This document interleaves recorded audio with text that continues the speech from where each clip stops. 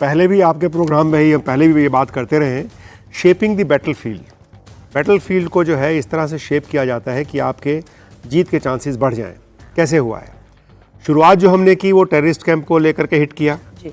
उनको बता दिया गया कि देखिए हमारा लिमिटेड एम है कि टेररिस्ट कैंप को हिट करने के बाद हम आगे नहीं बढ़ेंगे जब तक कि आप नहीं चाहते हो कि हम आगे बढ़ें, क्योंकि एस्केलेटरी लैडर उसके बाद शुरू हो जाती है। तो पाकिस्तान ने जैसे उसके लैडर पे बढ़ना शुरू किया, हमने भी उसके ऊपर बढ़ना शुरू किया। लेकिन उस बढ़ने में स्ट्रेटजी देखिए क्या किया हमने। सबसे पहले उनके जो है एयर डिफेंस सिस्टम्स जो लगे हुए हैं उनको बिल्कुल ख़त्म किया, ताकि अगर ज़रूरत पड़ेगी हमारे एयर अटैक जाने के लिए, जो एयर ऑफेंसिव लॉन्च होगा, एयर कैंपेन जब लॉन्च होगा, तो उनके एयर डिफेंस के जो हथियार हैं, एयर डिफेंस की जो मिसाइलें वहाँ लगी हुई हैं, सब के सब जो है पहले ही ख़त्म की जा चुकी हैं। तो ये पहला काम किया गया। उसमें जो है उनको ये भी बता दिया गया कि देखिए हमारे पास कितनी एक्यूरेसी है अपने मिसाइल सिस्टम्स की, अपने ड्रोन्स की, और जो भी हमने उनके ऊपर अटैक किए उनके टारगेट्स के ऊपर।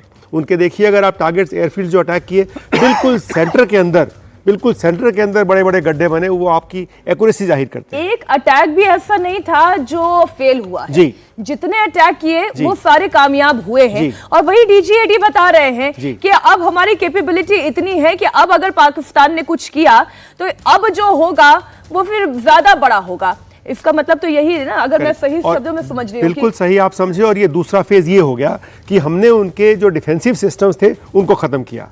अब इसका मतलब हम अटैक के लिए तैयार हैं।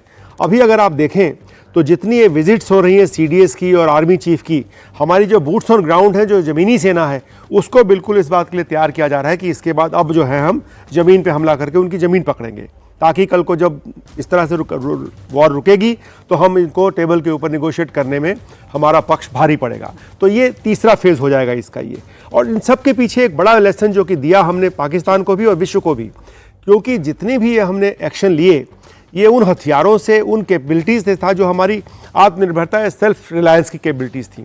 इसका मतलब ये हुआ कि इन कैपेबिलिटीज़ को हम सबसे ज़्यादा इसको एक्सप्लॉइट कर सके, सबसे ज़्यादा हमने इसका इफेक्ट प्रभाव ज़मीन के ऊपर दिखा पाए।